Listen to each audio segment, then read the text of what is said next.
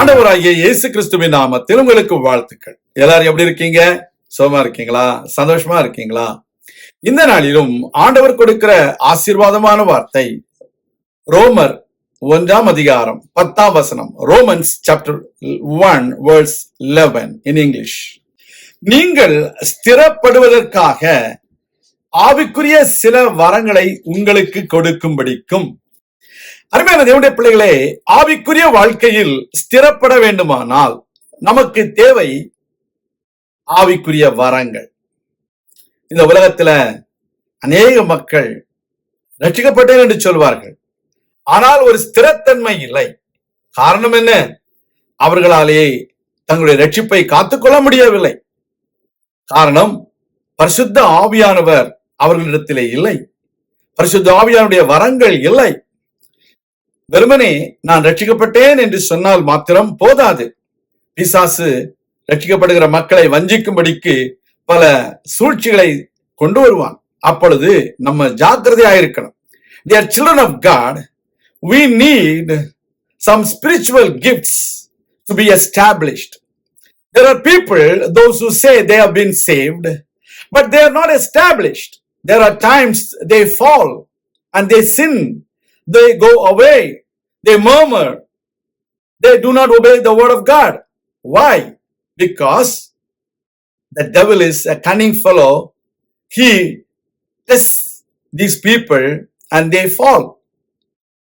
But when you have the gifts of the Holy Spirit, when you have the anointing of the Holy Spirit will protect you, and the Holy Spirit will preserve you from every kinds of demonic attacks in your life.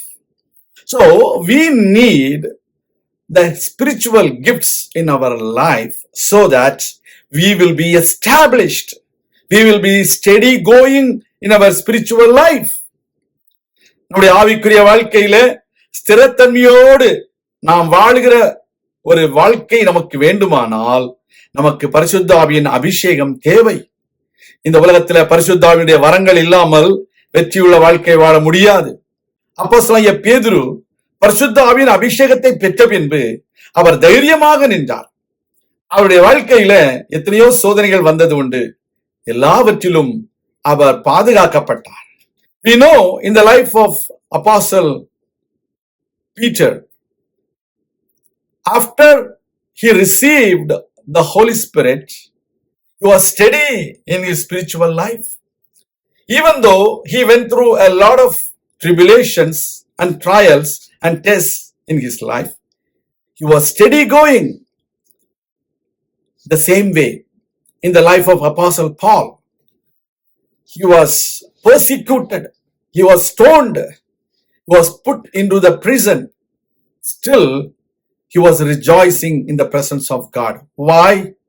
Because he had the gifts of the Holy Spirit in his life. The same way, we need the gifts of the Holy Spirit to be established. நம்முடைய வாழ்க்கையிலும் பேதுருவை போல, அப்போஸ்தலனாகிய பவுலை போல பரிசுத்த ஆவியின் வரங்களை நாம் பெற்றிருப்போமேயானால் நாம் ஸ்திரப்படுவோம். கர்த்தர் நம்மை ஆசீர்வதிப்பார். நான் உங்களுக்காக ஜெபிக்கிறேன். நீங்கள் அருமையான ஆண்டவரே, நாங்கள் ஸ்திரப்படும்படிக்கு பரிசுத்த ஆவியானவருடைய வரங்களை எங்களுக்கு தாரும். எங்களை உற்சாகப்படுத்தும், எங்களை பலப்படுத்தும், எங்களை வழி நடத்தும், எங்களை பாதுகாத்துக் கொள்ளும். இயேசு கிறிஸ்துவின் நாமத்தில் ஜெபிக்கிறோம் எங்கள் நல்ல பிதாவே, ஆமேன். கர்த்தர் தாமே உங்களை ஆசீர்வதிப்பாராக. ஆமேன்.